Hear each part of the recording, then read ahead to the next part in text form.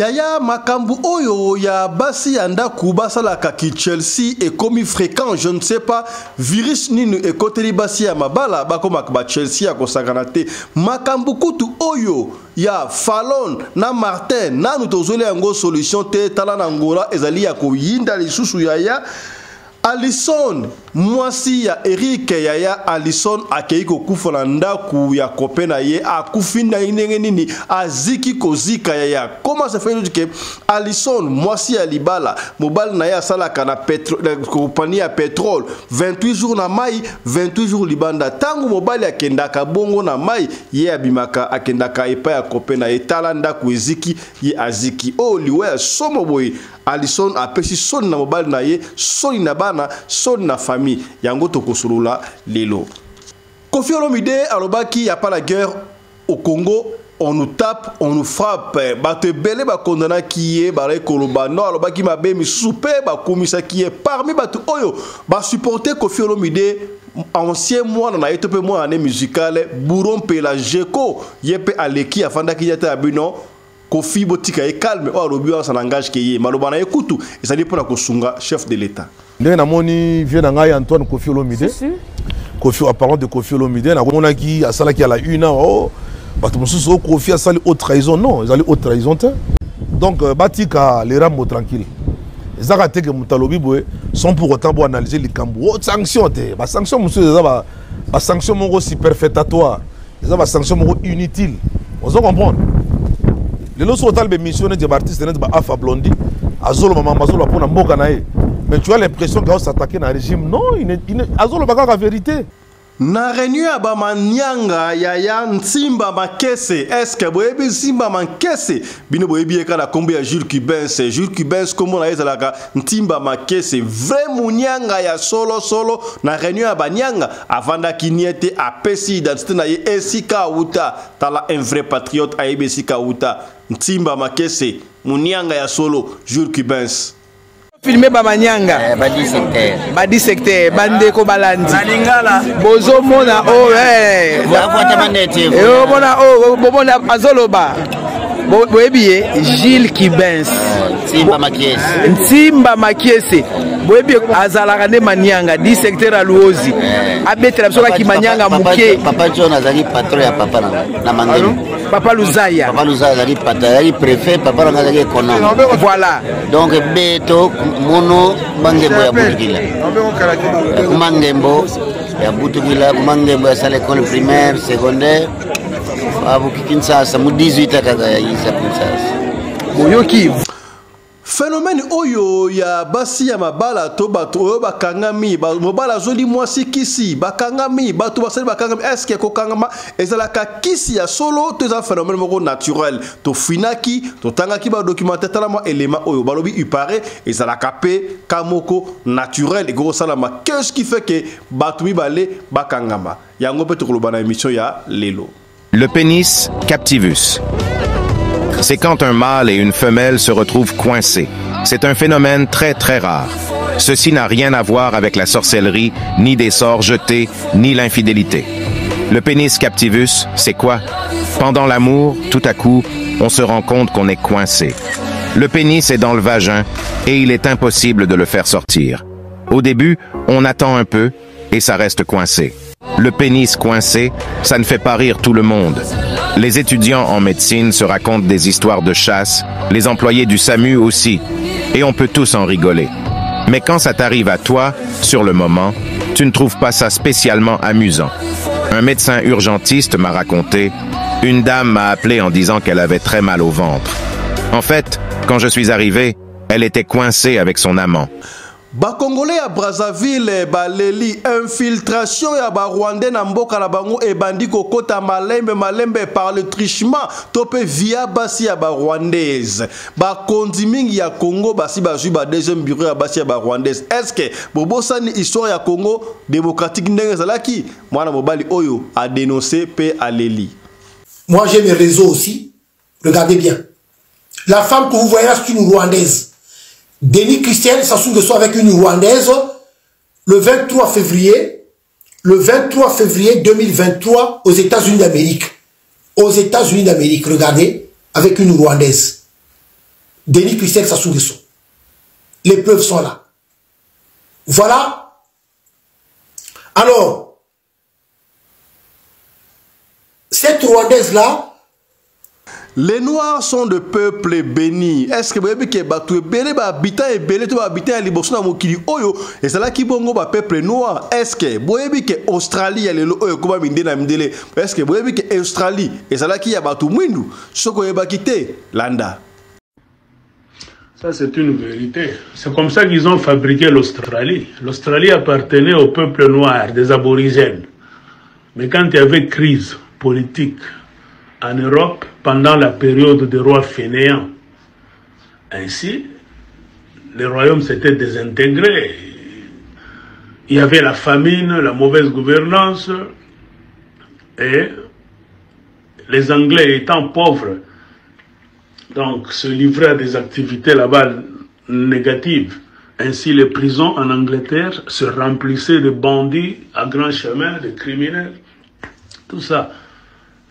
Alors, comme la petite classe régnante qui s'accaparait, qui s'était accaparée de toutes les richesses de l'Angleterre, comme ça se faisait dans d'autres royaumes autour de l'Angleterre, se retrouvait en insécurité, avait trouvé, dans cette petite classe régnante, avait trouvé bon d'évacuer les prisonniers.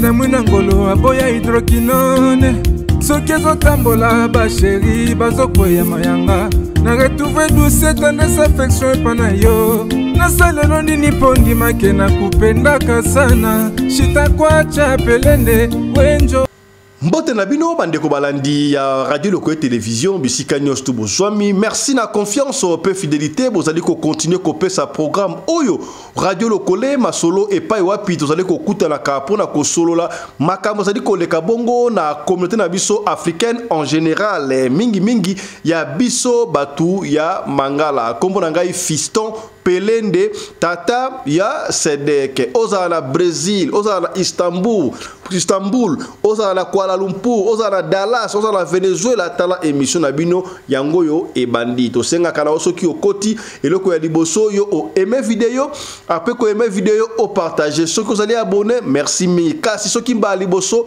yo o mona biso yeba bongo na ko s'abonner soki o s'abonner ko bosana te ko fina bongo cloche ya notification pona orataka ba programme na biso ata soki mukete voilà yaya anti-poison ezali ko sauver batu ebele soki yo olingo ke d'Afrique non seulement Afrique to kaka esiko ozali ya okoyeba te histoire to betela kibino histoire oyo ya Arlette na Magali comment est-ce que Magali utaki Congo Kinshasa aye na France ateli camarade na ye Arlette Poisson akufi pona azwa mobile na ye alors yaya racheter le temps car les jours sont mauvais yo kolinga kaka te aux anti-poison soki ozoko na Afrique te kaka ta esiko ali wana laissa ngo ata bana laissa papa parce que yebite nani ndai nakayo oh toloba kité tolobi benga biso to en contact de anti-poison pour yo o se procurer na deux graines na yo ya anti-poison voilà.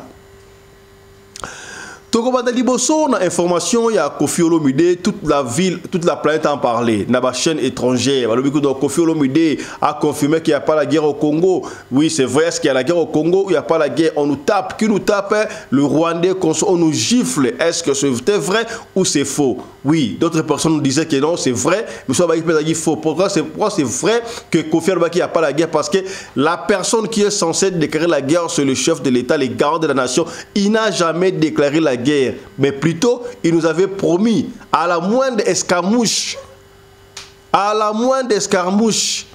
il va réunir les deux chambres en congrès pour déclarer la guerre mais puisqu'à ça là on a noté cela veut dire qu'il n'y a pas la guerre wana bato musu basonaye Kofi bato ba Kofi malamu bato musu bazaki contre Kofi lokola kutu ba fumutoto yo oza pour to oza contre kasi na bato oyo ba soutenir Kofi to moni bongo Jacob Burompela ancien musicien naie ancien mwana naie musicalement aibotika Kofi tranquille pour Kofi a exprimer comme makambo ezali vérité Kofi kutoza parmi bato oyo bazo sunga chef de l'état pour la mandat naie ici là en bonne et du fond pour ani bo condamner Kofi botika Kofi wana maloba ya Jacob Burompela ndenge namoni vieux na ngai Antoine Kofi Olomide Kofi en parlant de Kofi Olomide na mona ki asala ki ala une oh bato mususu Kofi asali haute trahison non ils allaient haute trahison te.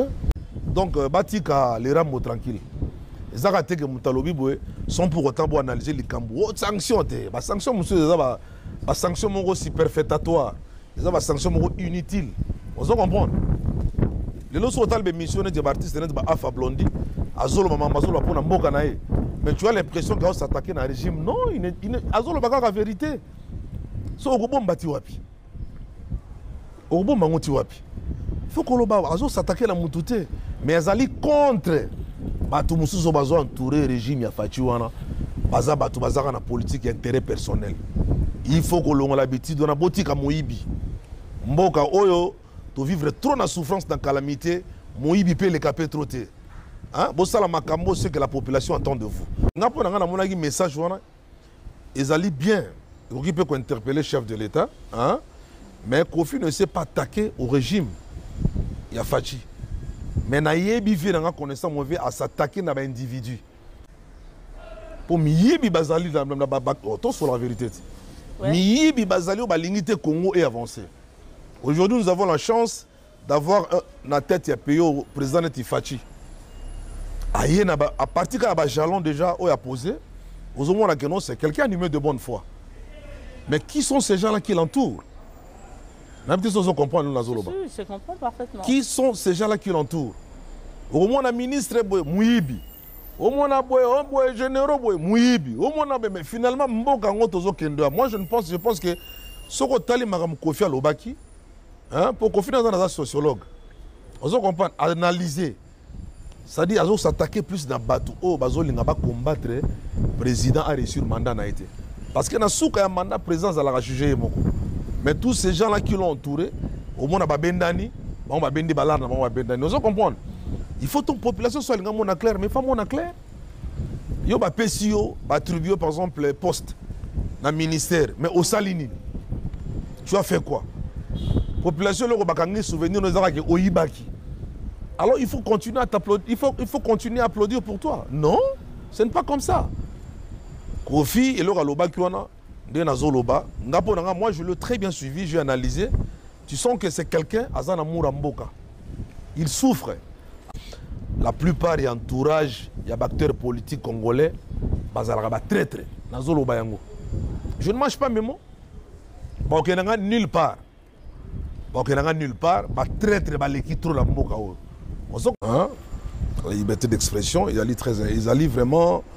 Ils allaient maintenant élément mongo, vous comprenez, incontournable dans le régime où la démocratie est allée. Moutou copé sa opinion mais ils allaient bongo, bakangara moutou mon côté, ils allaient bongo. Moi je pense que tout ça dans la démocratie, il faut liberté d'expression, pour nous beaucoup changer, il faut opinion libre. Vous comprenez, dans le domaine où on a expression, c'est-à-dire il faut moutoutou aloba, ou azanango pour aloba. Ma bende ce qui on va bien dans la haute trahison. Ce qu'on trahit Mbokanayo, ça ce n'est pas bon. On ne trahit jamais le Congo parce que tout ça va. Na réunion ya bamanianga Ntimba Makese asanga kite Ntimba Makese ndenani kasi Jules Kibens te. Est-ce que beba Jules Kibens o abeta bongo na wenge BCBG ya papa chéri Jibin Piana azalaka bongo mutu ya ba Congo. Est-ce que beba que Jules Kibens azalaka munianga ya solo yemoka lobiko mo na Ntimba Makese landa Jules Kibens. Filmé Bamanyanga, Badi secteur, Bandeko Balandi, Bozo Mona, Mona Azoloba, Boebié, Gilles Kibens, Ntimba Makiese, boyebi azalaka nde manyanga di secteur ya luozi abetela biso kaki manyanga moke. Papa John azali patron ya papa na Mangelo. Papa Luzaya azali patron, azali préfet, papa nanga azali économe. Voilà. Donc beto mono Mangembo ya Butukila. Mangembo ya Butukila, Mangembo ya sala école primaire, secondaire. Abuki Kinshasa mu 18 kaka ya Isa Kinshasa.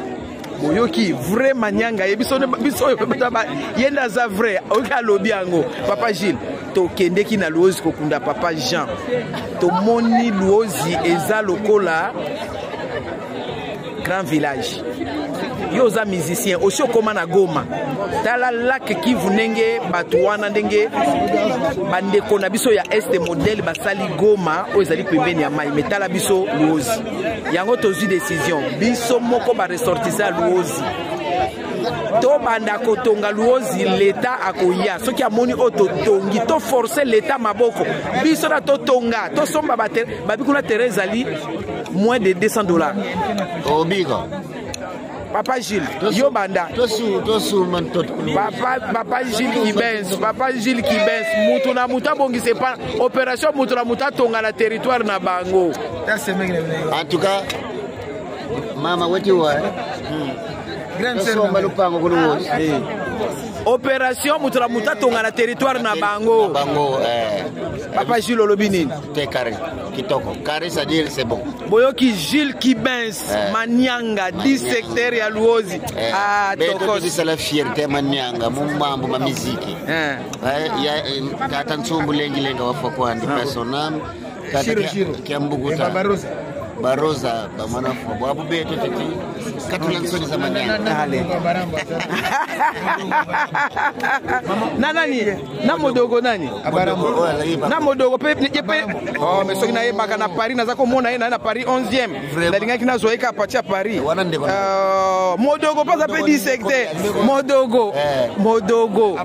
Mutu opération mutu na mutu abongisa territoire na bango. Modogo somba na luozi tonga na luozi kure kokota nzele kokota. Voilà. Président a tiré projet ya développement ya 145 territoires. Modogo nzoka no za 10 secteurs. So mutu na mutu abongisa territoire.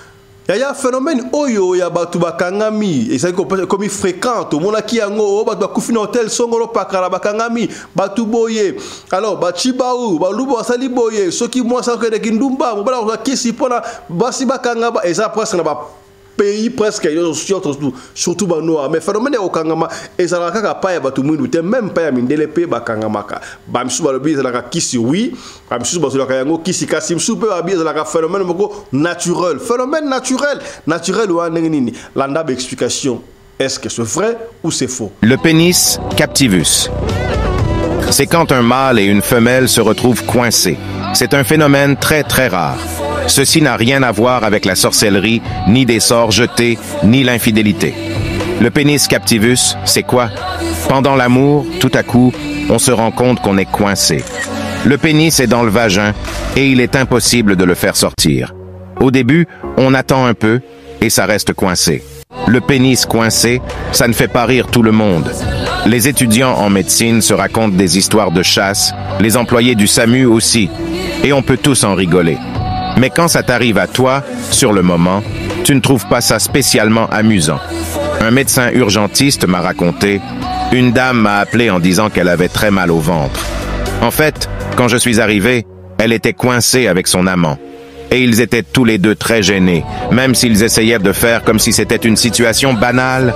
En fait, j'ai seulement vu ça 2 fois dans ma carrière. C'est quand même relativement rare. Pénis captivus. Pourquoi le pénis reste bloqué? C'est le vagin qui retient le pénis. Les muscles du périnée, situés autour du vagin, se contractent très fort, de manière totalement involontaire. La fille n'y peut rien. C'est comme un réflexe anormal, mais incontrôlable. Elle ne peut pas relaxer ses muscles. C'est une sorte de spasme musculaire autour du vagin. Pénis coincé, le geste qui décoince. Avant d'appeler le médecin, il existe un geste qui peut débloquer la situation. C'est donc toujours à tenter avant d'appeler les pompiers, le SAMU, les urgences ou le médecin qui fera une piqûre pour détendre le muscle. Savoir se débrouiller seul dans ces conditions, c'est plutôt rassurant. Le geste qui décoince, c'est un toucher rectal, enfoncer un doigt sec et vif dans le cul de la femme. Il s'agit de mettre un doigt dans l'anus de la fille. Pas très glamour? Non. Mais ça provoque un réflexe de décontraction des muscles du périnée. Autre solution. Si vous avez un somnifère à portée de main, il faut le faire avaler à la femme. Même du Valium 10 mg suffit. Elle somnole et tous ses muscles se relâchent. L'homme peut alors se retirer facilement. Ne garde pas pour toi. Tolongwa na makambu wana tokende moko na Congo, République du Congo, Congo Brazzaville et pa wapi ba congolais ba leli balobi infiltration ya ba rwandais et bandi kokota muke na mboka na bango par le trichement ya ba femme rwandaise. Est-ce que ba konti ya Rwanda ba liko pesa bas na bango et pa ya ba konti ya Congo Brazzaville na objectif nini? To yebi ke Congo Brazzaville déjà ba tuba bana ko ima pona makambo itali ba belé to monaki ba zika ki na forêt. Il paraît que Batu Oyo, Batumba qui va congolais à Brazzaville ou à Ezali, Rwandais, ça j'ai pas confirmé, je ne sais pas. Tout le monde qui bilili, Toyoka qui n'est pas de Koroba. Kasi pour la profil makamwa que infiltration, il y a Rwandais et na Congo Brazzaville par Basse Nabango, ndeko o aina ba preuve à l'accident ba photo, ba congolais à Brazzaville, ba Leli, Botal. Moi j'ai mes réseaux aussi. Regardez bien. La femme que vous voyez là, c'est une Rwandaise. Denis Christian s'assume de soi avec une Rwandaise le 23 février 2023 aux États-Unis d'Amérique. Aux États-Unis d'Amérique, regardez, avec une Rwandaise. Denis Christian s'assume de soi. Les preuves sont là. Voilà. Alors, cette Rwandaise-là, quand je regarde bien les photos de la délégation conduite par la nouvelle première dame du Congo, Yamourangi et Moureka Françoise Joly, la Rwandaise qui était là de l'autre côté que je vous avais montré la photo, j'ai comme l'impression, quand je regarde bien, c'est cette dame-là que vous voyez là avec Denis Christian Sassou Nguesso. Voilà le complot de Denis Christian Sassou Nguesso pour céder nos terres aux Rwandais et arriver au pouvoir et avoir le soutien des Rwandais. Voilà Denis Christian Sassou Nguesso.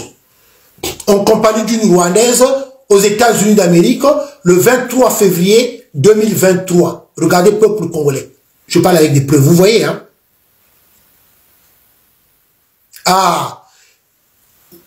Oui, le nez plus ultra. C'est la dame là que je vous ai montré dans la vidéo là. La dame que je vous ai dit, il y avait une deuxième Rwandaise qui faisait partie de la délégation de Françoise Joly, Yamourangi. Il y avait une deuxième Rwandaise. La photo est de l'autre côté là-bas. Je vous avais dit qu'il y avait une deuxième Rwandaise. Et quand je regarde bien, c'est cette deuxième Rwandaise là. Elle est là. Cette deuxième Rwandaise. Donc,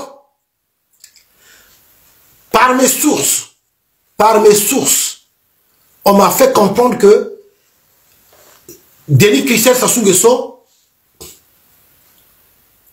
Yaya, tango balobaka l'Afrique c'est les berceaux de l'humanité parce que les premiers zo osi aliboso bakuva ki yango na Afrique ya mutu mwindu. Nzambe asalaka nde mutu mwindu, n'est-ce pas? Est-ce que c'est vrai ou c'est faux? Lise Maïmona, est-ce que c'est vrai ou c'est faux? Est-ce que Jésus était noir et solo, c'est vrai ou c'est faux? Nzambe azalaka mutu mwindu to azalaka mundele. Yo pesa biso réponse na yo kaka ndengo moni. Australie lelo oyo koma pona ko kende yango pasi ya kosakana te. Est-ce que boyebi ke Argentine kutu ezalaka ya ba noir ba extermina ba noir nyonso na Argentine ba boakelaka ba noir maladie ba très fort style Argentine et comment entre parenthèses ya mindele ba pays bongo eza légion to kulungola continent ya Amérique toye na Océanie. Est-ce que boyebi ke Australie ezalaka ya ba noir lokola ngai na yo kasi Australie et koma ya mindele ndenge nini? Mindele wana na Australie ba utaka wapi ba koma ka wana ndenge nini? Aya na lingi olanda moi reçu oyo o ba sa de biso moi synthèse moi tout un chapelet toute une litanie Yamalo Baba Sangisi pour yo comprendre valeur et homme noir. Comment est-ce que homme noir est capable de faire makabe bela mukili? Comment est-ce que malembe posomoindo pembe c'est-à-dire ko bengana posomoindo pour dominer monde o ebanda ka ndenge nini? Landa histoire ya Australie surtout bino bandeko o na Australie. Est-ce que yo za kana Australie? Ça, c'est une vérité. C'est comme ça qu'ils ont fabriqué l'Australie. L'Australie appartenait au peuple noir, des aborigènes. Mais quand il y avait crise politique en Europe, pendant la période des rois fainéants, ainsi, les royaumes s'étaient désintégrés. Il y avait la famine, la mauvaise gouvernance, et les Anglais étant pauvres, donc se livraient à des activités là-bas négatives. Ainsi, les prisons en Angleterre se remplissaient de bandits à grand chemin, de criminels, tout ça. Alors, comme la petite classe régnante qui s'accaparait, qui s'était accaparée de toutes les richesses de l'Angleterre, comme ça se faisait dans d'autres royaumes autour de l'Angleterre, se retrouvait en insécurité, avait trouvé, dans cette petite classe régnante, avait trouvé bon d'évacuer les prisonniers pour les amener sur une terre inconnue. Ainsi, on a vidé presque toutes les prisons de l'Angleterre pour aller jeter les bandits dans le Grand Sud, la partie australe. Ainsi, on les a bousculés dans la forêt, là où il y avait des animaux, tout ça. C'est comme ça que les bandits se sont retrouvés sur la terre, des aborigènes. Et avec le temps, ces bandits là-bas se sont érigés là-bas, ils ont commencé à combattre les aborigènes, tout ça. Ils se sont installés là-bas. Et le même royaume d'Angleterre, voyant que les bandits anglais qu'il est allé jeter là-bas ont commencé à s'adapter, commencé à construire. Et bien sûr, ils ont créé des villages, des colonies là-bas. Le gouvernement anglais est encore allé là-bas, s'imposer. Ainsi, ensemble avec les mêmes bandits, ils ont commencé à tuer les aborigènes et ils ont créé ce que vous connaissez aujourd'hui comme l'Australie. Fouillez vos livres d'histoire, on va vous dire très bien clairement que l'Australie, c'est un pays qui a été créé par les bandits venant de l'Angleterre. Donc les vrais descendants blancs de ce qu'on appelle les Australiens sont les fils, les filles, donc les petits-fils, les arrière-petits-fils des bandits anglais. Et vous connaissez le sort des aborigènes. On les a tellement tués, enfermés dans des réserves, on leur a privé la liberté. Donc ce sont maintenant les bandits et leurs descendants qui ont contrôlé à travers les siècles le pays qu'ils ont surnommé l'Australie jusqu'à aujourd'hui. Quand on vous parle de l'Australie, la première image qui vous vient à l'esprit, ce ne sont pas les Noirs aborigènes, c'est le pays des Blancs qui parlent anglais. Ils ont même amené le nom de chez eux en Angleterre pour le transférer là-bas. Donc, cette histoire, c'est une vérité. Donc, les manœuvres au pluriel que le même royaume d'Angleterre est en train de vouloir pratiquer, c'est-à-dire de prendre tous les demandeurs d'asile, au lieu de traiter leur dossier en Angleterre, de savoir comment les héberger en Angleterre, si vous les rejetez, donc, payer l'avion selon les conventions de l'ONU, qu'ils rentrent d'où ils sont venus, ou bien ils ont le droit d'aller chercher ailleurs, dans l'Union européenne. Regardez comment ces blancs sataniques sont malins. Vous arrivez en Angleterre, on ne va pas vous prendre. Ils ont ouvert leur bureau en Afrique, à Kigali.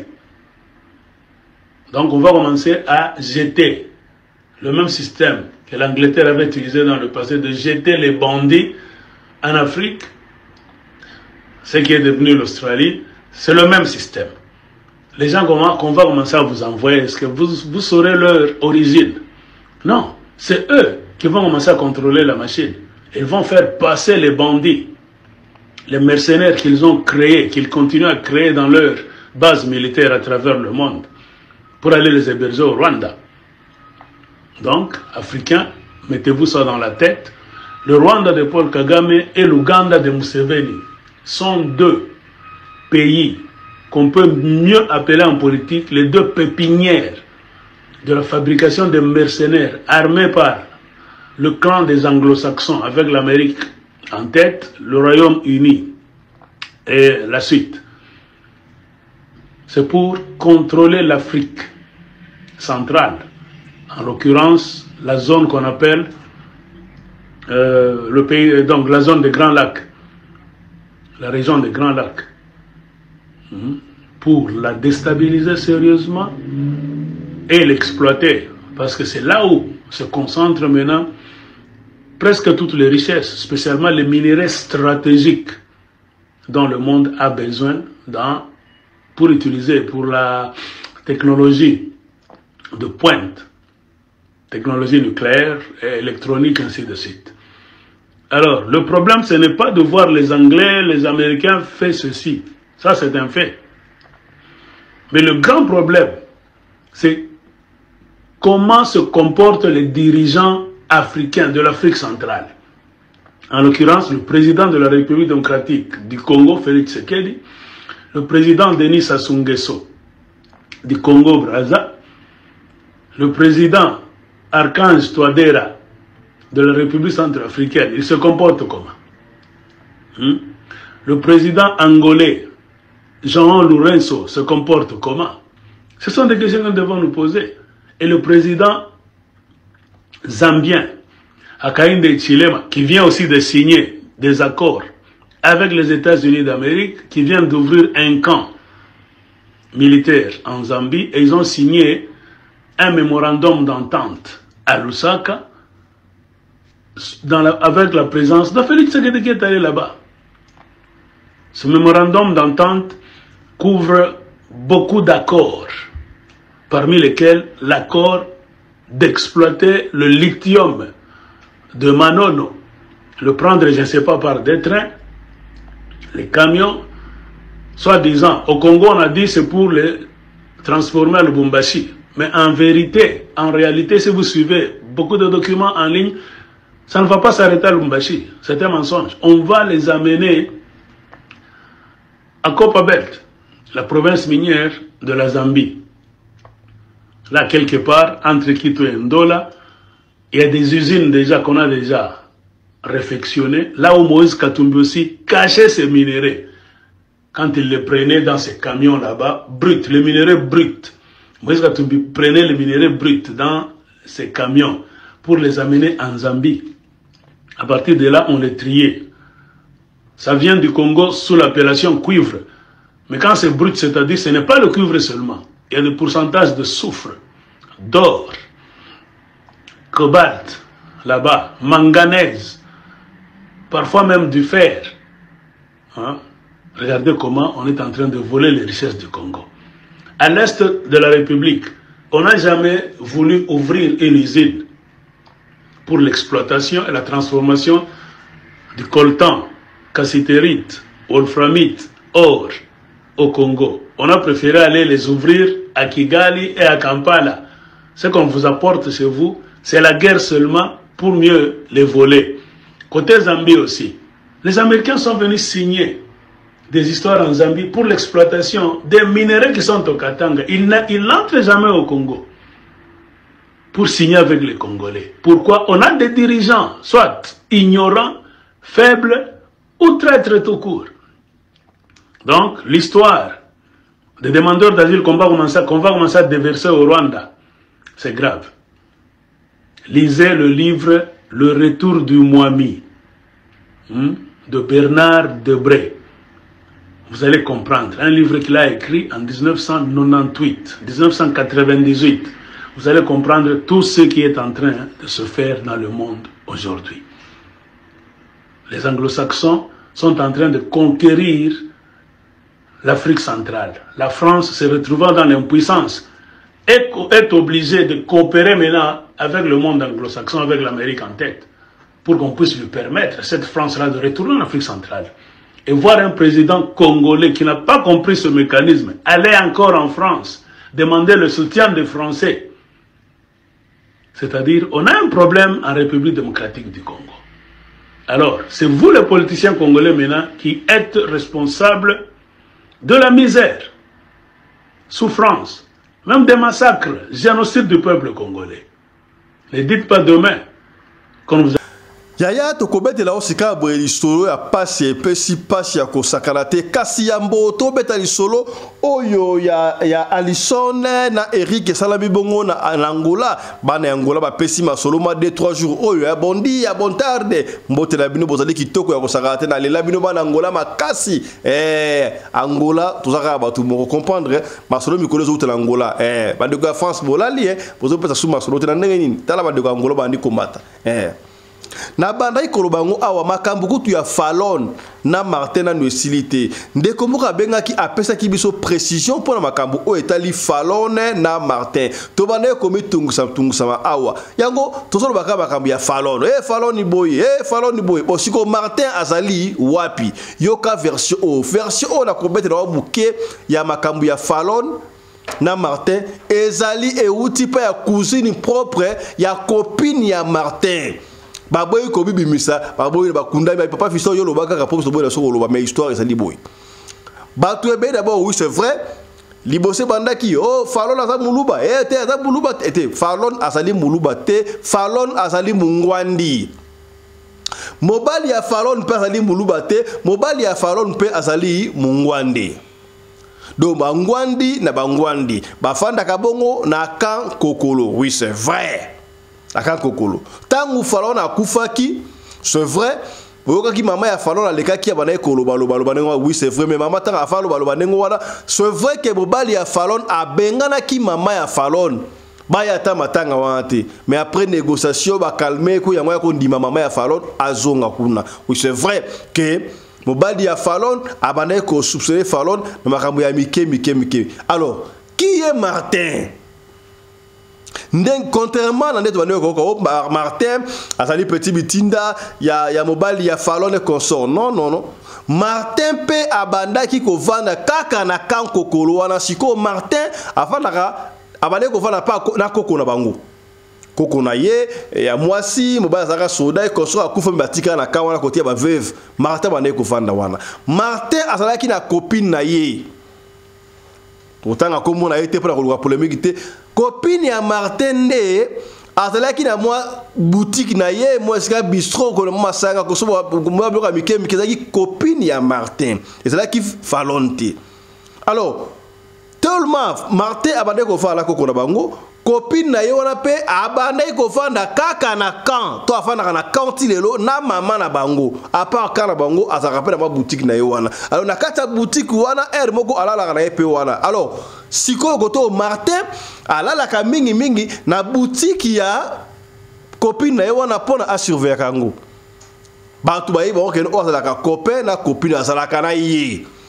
Il se fait que c'était un jeudi, c'est vendredi mokoboye. C'est quoi jeudi mokoboye? Mercredi to jeudi mokoboye. Martin aswana kina copine na yewana. Voilà copine mtobeta di solo tango baswani Martin lobby parce que Martin bana bana ko aider copine na yewana. Mo so copine abimi Martin bana ko teka bana ko servir makambu o bana ko loba pa Fallon te ezali ne copine ya Martin moko. Koteka ba ko serve bat na bar ba koteka na boutique abane ko sala ko ki copine na ye jour ba potana ki wana Martin na copine na ye Martin ku to yebisi copine d'ailleurs lelo na olala wate lelo na olala wate ko bima Martin bimaki nzoka ne bagadaki kiako na kana bagada ko kutana na Fallon.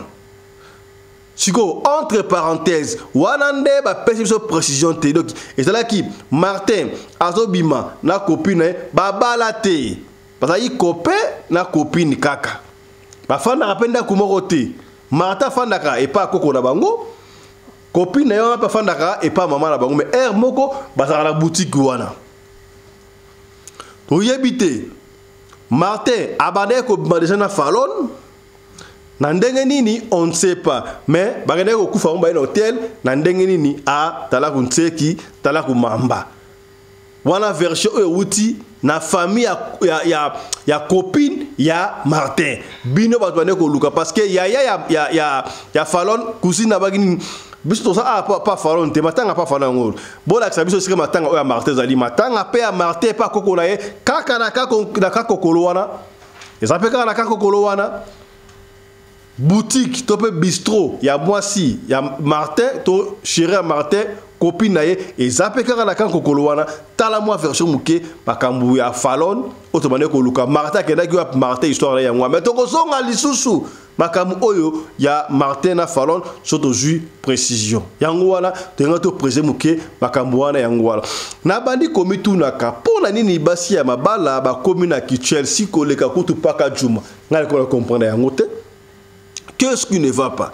Ce qui n'a pas de piquer qui va au kundu banzote de salate papa ba docteur bazali ba qui sezali ba bloka mike ba koko oyo bo pikili ki ekoki kozonga kasi ya kokende libanda wana nde mabe koti na yebite pourquoi est-ce que ba mama ki Chelsea makasi koleka kutu paka juma ngazo pesa ngai mutu kuswa na banda ekoloba awa nanzo sisi ba Fallon na Martin te ta na ngola isa ya kobeba Alice akiko kufa na ndaku ya kope na ye na Luanda na ndenge nini yoka lisolo Alice ataki na mobile na ye kombo na ye Eric wa na Luanda Eric asala na compagnie oyo ya pétrole o basala extrait pétrole ko compagnie wana dokotanga kombo na ngote mboyebi yango basalaka 28 jours na mai 28 jours na mokili tout ça na Angola na ba Luanda mais faut comprendre que ça na kabinda siko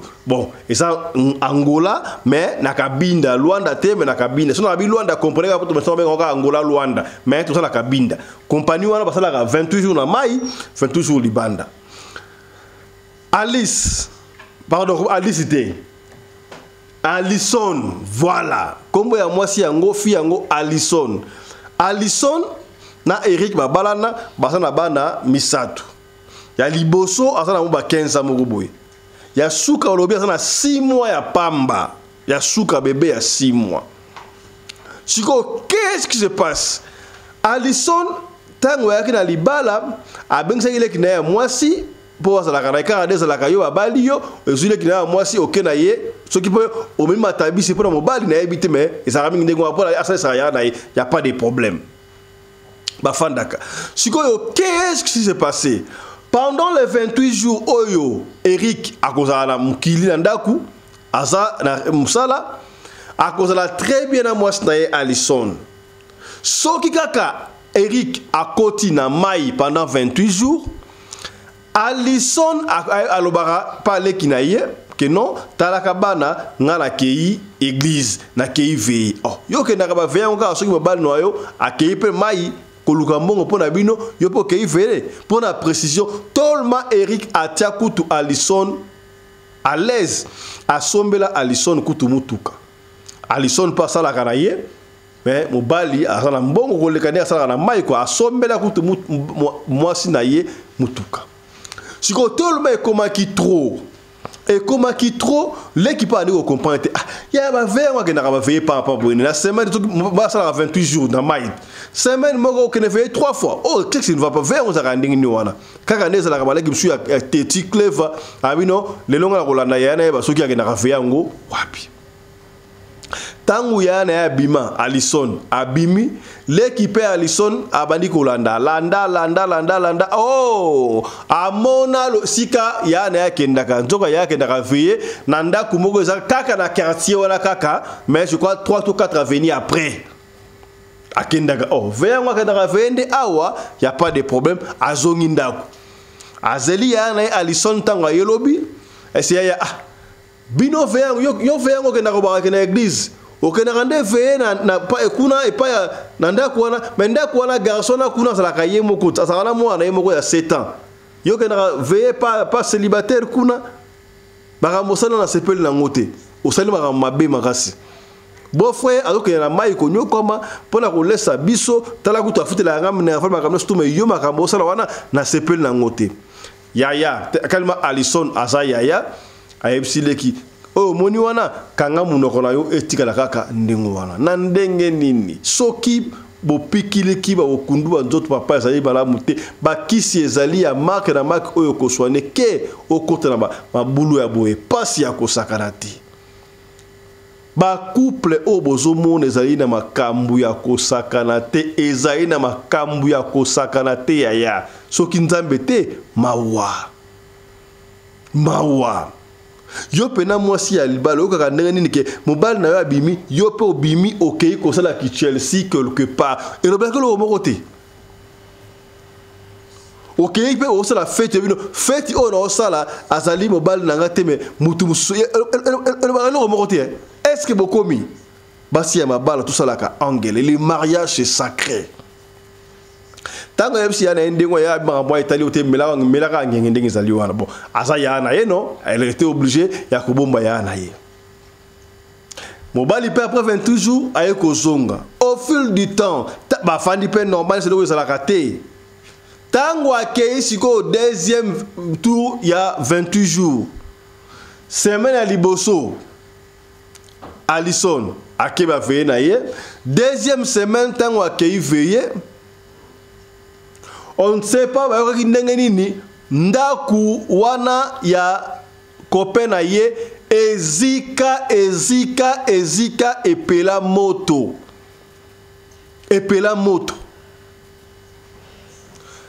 kopena ye wana abima vivant kasi mutu azika nani ezalaki ibongo Alison aziki na mwana ya kopena ye wana tako eziki pene eziki ya benga siko ba pompier ba taba identifier oh nani ko ndako ba tukutu bakati lokola yemoko mutu aziki kolondaku na mwana na ye ba de ko tala mais oyo aza mwana mwasi aza mwana mobali te kasi oyo aza mwana ya nani okuna mbala moko ya kolondako aza te bo mwasi ya osala nini ato mwasi to ebieta sana mwasi ta yemoko aza wapi yemoka ko mala mbila asimbi yakangi kope wana kenaye akena na commissariat babandi ko interroger mais yo koma ndako eziki ozalaki na kati yo obimite ndenge ni comment est-ce que mwana oya kufina mwana yo o nani donc yo tumbi batu na ndako abina tumbi batu te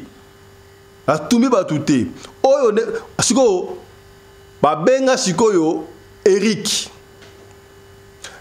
nazongi mwasima yeke na ki veillé azonga na ba 5h 6h siko jour wana ba zela na 5h na 6h ayate 7h 8h 9h 10h ayete ka sangone patama na quartier oh ndakume peli moto kuna batu baziki na kati kuna oh kutu mwasi mwa ziki na kati to ko identifier te nani oh et pesi pele ki a Alison mwa bang oh ndakwa ziki kuna kati ba ko identifier te akeibu atali oh kasi ndakwa ngo oyo ana ngakendaka ya ngoyo tango batali be forme mutazika pedo azika pena carbonisé atalika forme oyo ana biso epesi epasi abenga mobali na yedo Eric mobali ana bango non yaka apo mabe koti ya Alison aziki bongo na ndako aziki na ndako epeli ndako na te yaka kaka tango yiwana ba ekomona keno azika ki na ndako oyo ya kopenayi alors to kesiko to bakani kope wana ba kesiko epa mbila bandi ko tuna mais oyo azali mwasi ya bato libala ayeko kufa na ndako na ko zika ndenge nini jeune garçon na bandi ko loba jeune garçon bandi ko loba abandi ko loba keno ndenge zali awa oui chaque fois que mobile na ye akendaka na mai kuna ye alobaka pa na ye ake vete mais ayaka de awa oh, ça fait combien de temps oh ça fait déjà 2 ans oyo tozalaka ye ndenge wana mobali a regreta ya kosakana te 2 ans apesaka mwasi nyonso tu mwasi azwaka apesaka mwasi nyonso tu me tala comment est-ce que mwasi o azo tromper ngai epesi ye mutu koswa bon sikoyo 2 ans tango mote bandaki yo zalaki wapa bino ngana zalaki na kati ya ndako wana moto tozalaki ya kolala ponge yibaki biso to kompa ete moto mbala moko comme pembeni ga ndengo wana ngana bundi na passo di fenêtre kuna uta na antivol na passo na buki fenêtre kuna na bimi mwana kutu moya ko zoeza ya kitela meki ko benda Alison pabi Alison daki mwa munene trop mwa kasi ya lakite donc moto zo yibiye yango wana aziki mobale salier soni et salier souci oyebi ka bino ndenge zali wana donc matangi ozanda kunanga te ye sika utazali donc kaka wana bakende ko kunda embala moko batuni siko leki oyebaki makambu oyo leka bino ngala yebaki makambu oyo na pexaki yaya mais yaya badaye koyoka te siko moye pena yebisa beau frère ezalaki te po mabe ekokota pasi ya kosakana te donc Alison aki okufa na ndaku ya kope na ye abanaye kolanda nini kuna bo pikili ki bo kundu banzoto on ne sait pas moba ataki à l'aise na ndenge nyoso mais ay koragite ifala ya kendike tala ki kokufa liwa ya somo ya kozika epai ya kope na ye. Alors famille ezali ko osate ba reconnaître que moi na bango asala ki kindumba babe alors bana basana kati bébé mso sawana ya 6 mois talana bébé ya 6 mois ya bébé ya 6 mois. Alors famille a décidé que Eric azwana eka leki ya Alison wana ba continuer vie parce que bana ba besana ki pe na ye Alison azala ka makolo bana nuté atikina nuka leki ya mwasi na ye avanda kananda kuwana est-ce que akokomisa ye mwasi na ye nde ba proposer ki ye ekosimba couple wana ekokende avant tonere nini est-ce que ata juillet akomona te ke ndenge ya na ye abanda kosala ki Chelsea leki pa kosala ki Chelsea tala kunseki tala kumamba basana besoin ya conseil Eric andima leki ya Alison to abenga na bango nyoso tu tala lisolo ya Eric na Alison yango wana. Merci na ndenge bolandi biso bandeko balandi ya Radio Lokole soki otala biso otala lisolo ya kopesa benga biso pesa lisolo na yo kasi soki ozwi biso te komi tungusama te tika audio beta lisolo na yo tokolanda audio tokobeta yango kaka ndenge nto beta yango soki olingi tanga kombo tokotanga kombo soki pe oboyi tanga kombo te tokotanga kombo te biso fonctionnaka ndenge wana. Allez, portez-vous bien, santé de fer à tous. Hein. Chap chap et tchara.